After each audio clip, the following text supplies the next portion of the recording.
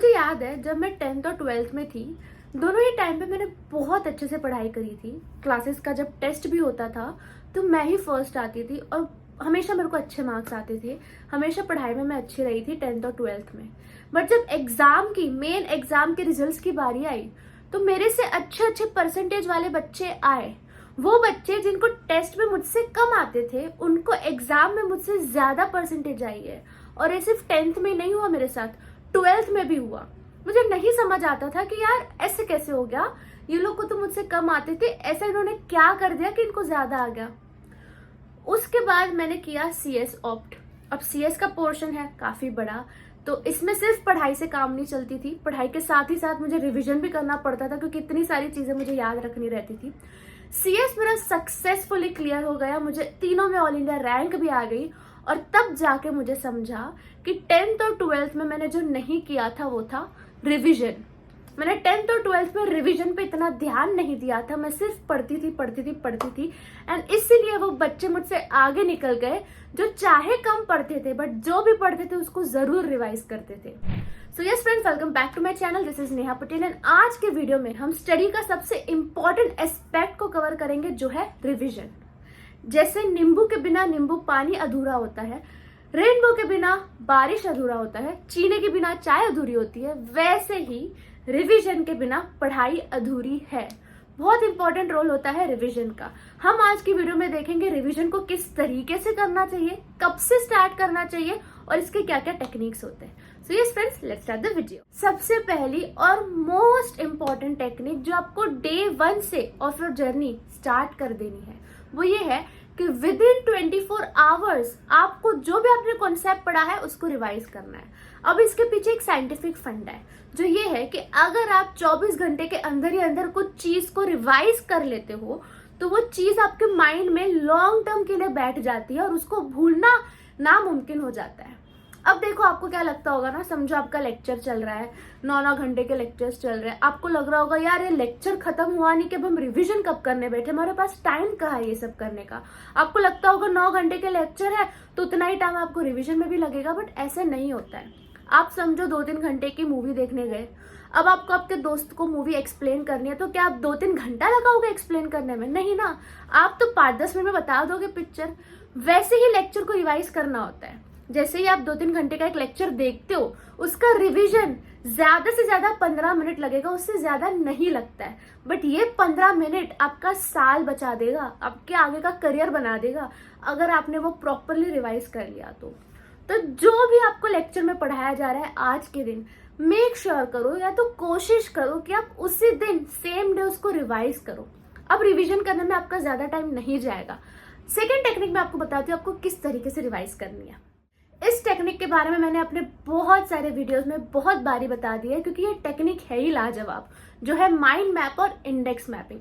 Start करते हैं index mapping से। जैसे कि आप देख सकते हो जो आपका मॉड्यूल होता है ना, ICSE ने जो आपका मॉड्यूल बनाया है, बहुत अच्छा मॉड्यूल बनाया है। इसमें वो स्टार्टिंग का जो इंडेक्स दिया है, क्या इंडेक्स दिया है, इतना स्पेशियस इंडेक्स, हर एक पैरा का उसने आपका पॉइंट बनाया है इंडेक्स में। तो आप क्या कर सकते हो, इसमें हर एक पॉइंट के आगे जो इंडेक्स है उसमें आपको वो पैरा का क्रक्स लिख देना है एक ही लाइन में, जैसे मैंने यहाँ पे लिखा हुआ है। ये इसमें आपको बनाने में थोड़ा सा टाइम जाएगा, बट जब ये एक बार बन जाता है इसको रिवीजन आप चुटकियों में कर सकते हो। आपको जब भी कोई चैप्टर पढ़ना हो, आपको अपने माइंड को सेटिस्फाई करना हो कोई चैप्टर को रिवाइज करने के लिए, तो आप इसमें से पढ़ सकते हो। 5 मिनट में आपका पूरा चैप्टर रिवाइज हो जाएगा। सेकेंड है माइंड मैपिंग। अब माइंड मैपिंग कैसे बनाना है, क्या करना है, उसके लिए मैंने बहुत सारी वीडियोस बनाई है जिसकी लिंक मैं डिस्क्रिप्शन पे डाल दूंगी। उसमें A to Z मैंने एक्सप्लेन किया है कि फ्रॉम स्क्रैच आप माइंड मैप कैसे बना सकते हो। बेसिकली माइंड मैप क्या होता है, जो आपका चैप्टर का नाम है वो आप सेंटर ऑफ द पेज में लिखोगे, फिर उसमें ब्रांचेस निकालोगे जो भी उस चैप्टर का कॉन्सेप्ट है, सब ब्रांचेस निकालोगे वो कॉन्सेप्ट्स के क्या क्या अंदर टॉपिक्स हैं।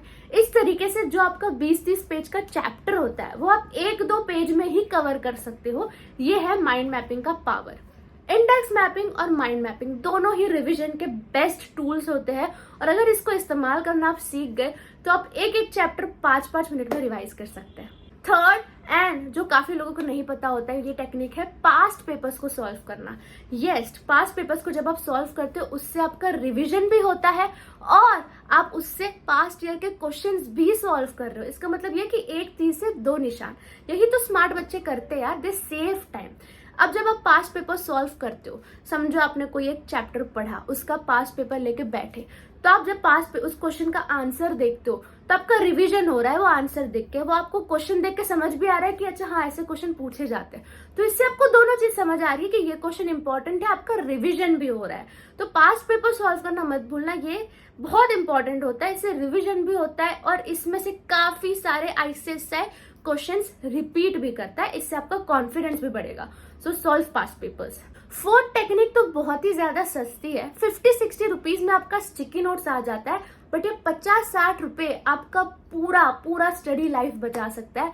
क्योंकि जब कभी आपको क्लासेस में पढ़ाया जा रहा हो, आप लेक्चर देख रहे हो, आपको कोई पैराग्राफ में कुछ इंपॉर्टेंट पॉइंट लगा, कुछ क्रक्स लगा, स्टिकी नोट निकालो, वहां चिपकाओ और फटफट लिख दो वो पैरा के सामने। ये स्टिकी नोट्स आपकी पढ़ाई लाइफ बचा सकता है, आपकी एग्जाम लाइफ बहुत इजी कर सकता है और रिवीजन का सबसे अच्छा यूज होता है। जब कभी आप मॉड्यूल खोलोगे, आपको पूरा चैप्टर पढ़ने की जरूरत नहीं है, अंदर जाके अगर आपको देखना है तो स्टिकी नोट्स में आप देख सकते हो, अच्छा इस पैराग्राफ में ये इंपॉर्टेंट पॉइंट है, इस पैराग्राफ में ये इंपॉर्टेंट केस स्टडी है, ठीक है। तो आप स्टिकी नोट का भी इस्तेमाल कर सकते हो फॉर रिवीजन। एंड लास्ट में मैं आपको 1:1:1 रिवीजन टेक्निक के बारे में बताऊंगी, जो ज्यादातर आप में से काफी लोगों को पता होगी क्योंकि इसके बारे में भी मैंने बहुत बारी बात की है।